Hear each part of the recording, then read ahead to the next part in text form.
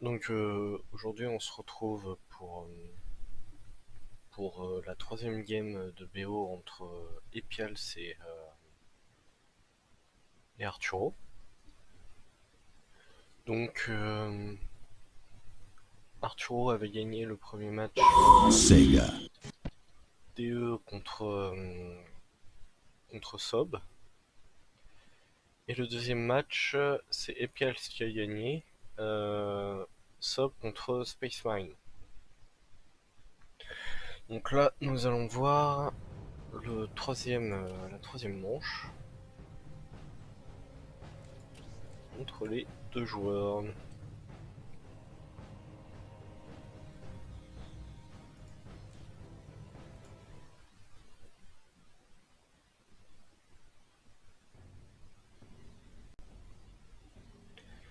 Donc, c'est sur la map le triomphe de la quête.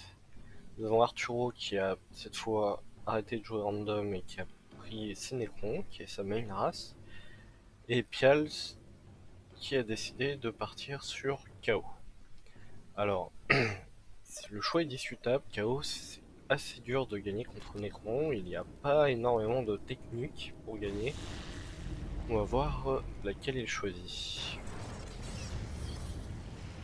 C'est pas impossible à gagner, mais c'est dur et il n'y a pas 36 000 solutions en fait. Donc on va voir un peu la technique qu'il utilise et on commentera un peu par la suite. Donc là, on fait le temple du chaos et un générateur avec 3 escouades d'adorateurs. De l'autre côté, on fait un BO absolument classique, 4 générateurs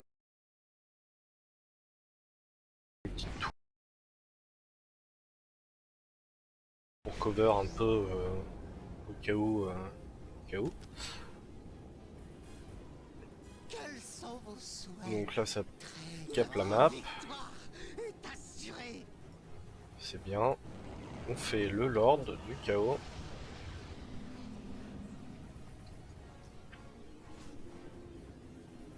Notre victoire est assurée.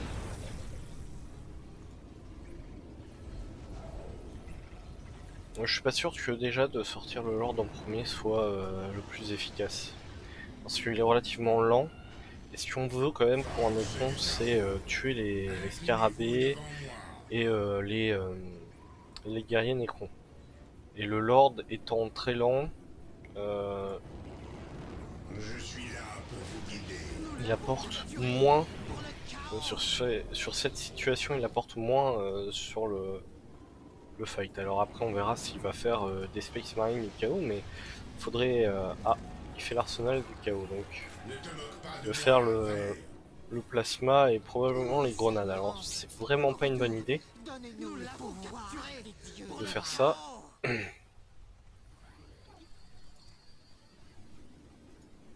Faut avoir une masse de Space Marine. Hein. Les grenades sont efficaces en T1,5.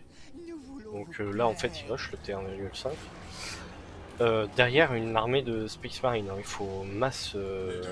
concrètement il faut masse énormément les Space Marine. Hein. Et puis agresser... agresser. Là c'est trop tôt.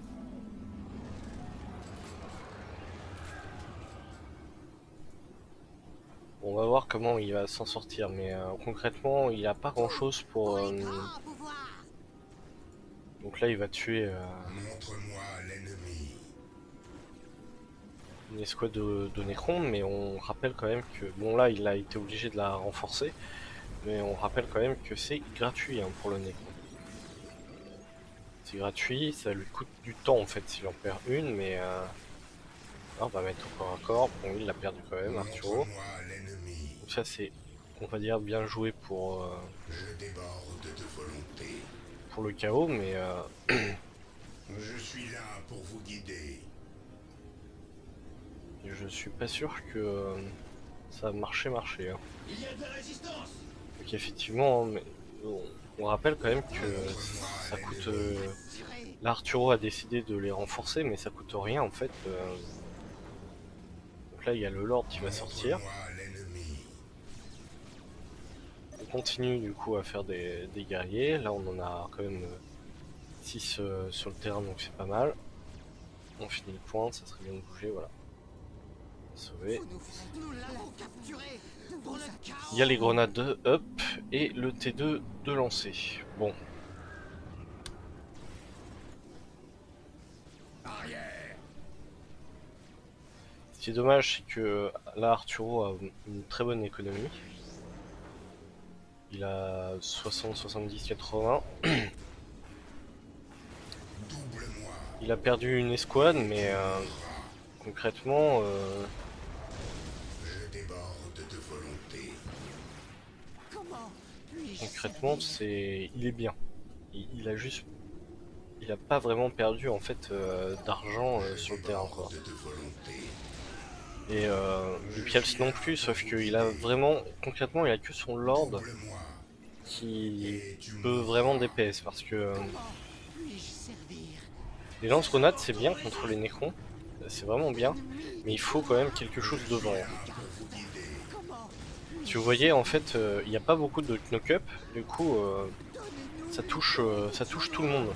très grand Voilà, maintenant il perd ses adorateurs, c'est difficile à micro, il faut faire du kiting, nous sommes là de vous kiting, pardon, Comment puis-je servir? et Ennemi des dieux noirs. donc là l'armée d'Arturo qui commence à avoir un certain nombre d'individus et de DPS du coup, hein.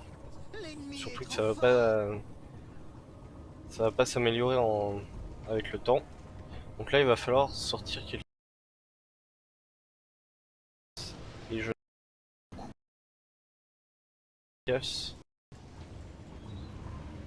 tente de venir là. Il essaie peut-être de faire. Il va faire Horde.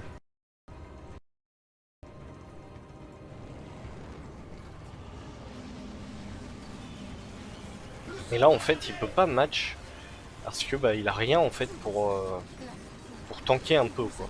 Genre une masse de Space Marine pour DPS. Et ça en fait c'est des unités de support, hein. C'est pas des unités qui vont. Ça marche contre la garde, mais ça marche pas contre les Nécrons. Et tu mourras. Le vrai pouvoir. Et très grand. tu peux pas tenir un 1v1 sans faire un semblant d'armée là. Nous sommes là pour les dieux noirs.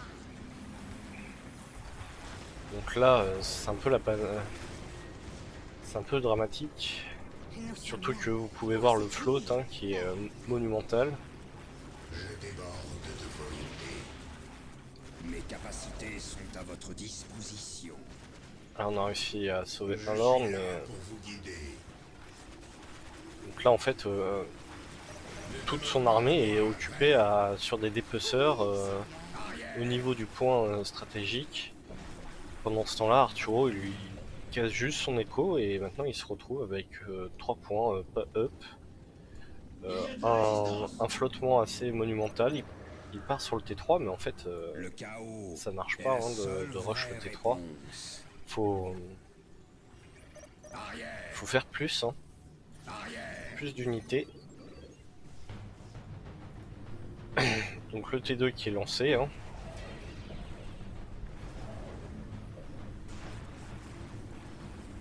Et là, bah, on continue à casser l'économie, hein. Pourquoi s'arrêter? Il n'y a pas d'opposition. Là, on fait des plasmas. Puis-je servir?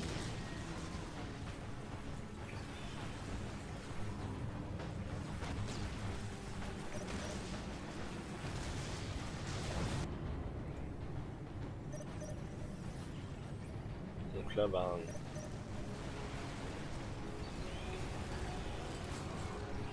Puis Arturo est safe parce que dans tous les cas, il peut en fait réutiliser téléporter toute son armée. Donc là, il va lui casser un générateur, il va probablement se casser. Voilà. Et puis Et tu mourras.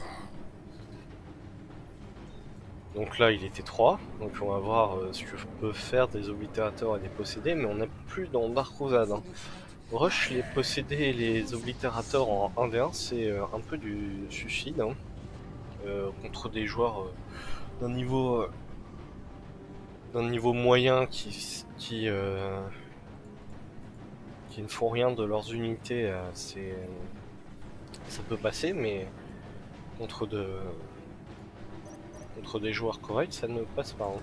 Mais donc, Dark Crusade, c'était possible, là, et encore, hein, c'était possible que... Notre victoire est là, assurée. ça laisse à désirer. Hein. Les oblitérateurs, en fait, qui vont pouvoir être gérés par juste un spectre. Et les possédés, il suffira de faire quelques destroyers et c'est bon. Ils pourront pas en fait retourner toute l'armée qui est ici présente avec Spectre, Lord dans le tas. Hein. Donc là on continue en fait à race. Là on gagne du temps hein, finalement pour Necron. On a gagné beaucoup de temps parce que bah, Comment le chaos n'a plus beaucoup d'économie. Donc plus le temps passe en fait et plus Arturo lui peut técher et peut emmagasiner de la ressource.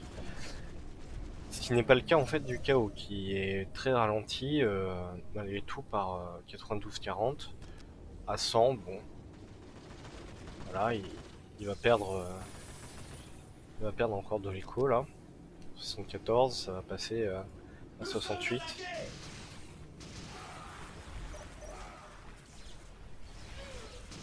Voilà, donc là, maintenant, les oblitérateurs qui sont rendus useless par un seul spectre. Donc on rappelle quand même que les spectres on peut les avoir en T1,5.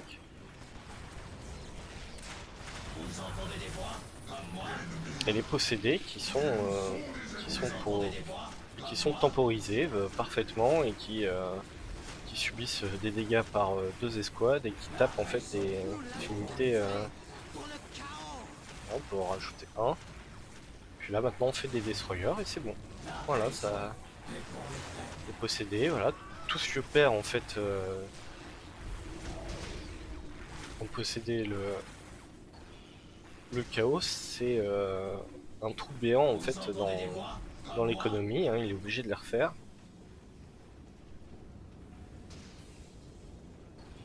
Les oblitérateurs qui sont rendus complètement useless, hein, qui perdent toute leur value quand on leur met un petit truc comme ça au corps à corps ou même Double-moi. Et tu mourras. donc là on arrasse avec 5 petits adorateurs qui vont pas faire grand chose puisque Arturo pourra quand même délai son obélisque une fois fait.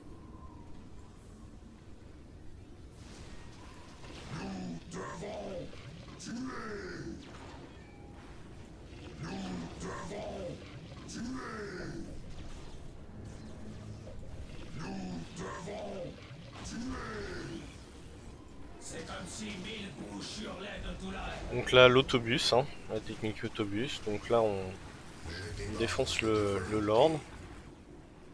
C'est pas trop mal hein, faire ça. On l'oblige à fuir le combat. On tempo les possédés avec le sort des... Voilà, le Lord qui est out, hein, qui est comme s'il était mort. On remet les spectres au corps à corps, et là maintenant on dézingue tout le monde. Hein. Vous voyez, Arturo a même pas eu besoin de son T3 ou des parias ou quoi que ce soit pour gérer le Tech. Il a temporisé et puis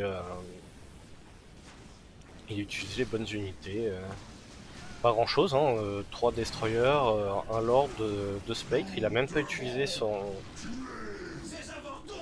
Il a pas utilisé ses guerriers Necron. Enfin, il les a un peu utilisés pour temporiser quand il n'avait pas les destroyers, mais ouais, le GG qui est call, hein, évidemment, on n'a rien pour repousser ça. Donc voilà, game assez expéditive cette fois-ci, de la part de Arturo.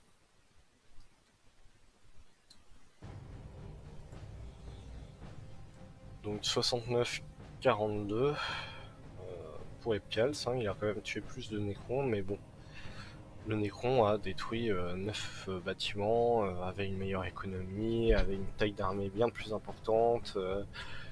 Il a... voilà, c'est tout l'argent qui a été dépensé pour Epials dans les bâtiments. Il avait rien en fait sur le terrain, il a fait que de 3 escouades d'adorateurs, de l'or des possédés oblitérateurs. C'est vraiment pas suffisant hein, pour jouer contre Necron. Faut faire une armée un peu plus conséquente. Des Space Marines, une grosse masse au début, on va dans la base de l'adversaire, on essaie de tuer des spectres, on essaie de ralentir le Necron, parce qu'au jeu du Tesh, vous gagnerez pas contre un Necron, hein. Faut pas rêver avec KO, vous allez certes être T3 plus vite, mais pas besoin du T3 hein, pour le Necron pour vous gérer. Il a juste besoin d'un T2. Donc voilà, il faut empêcher en fait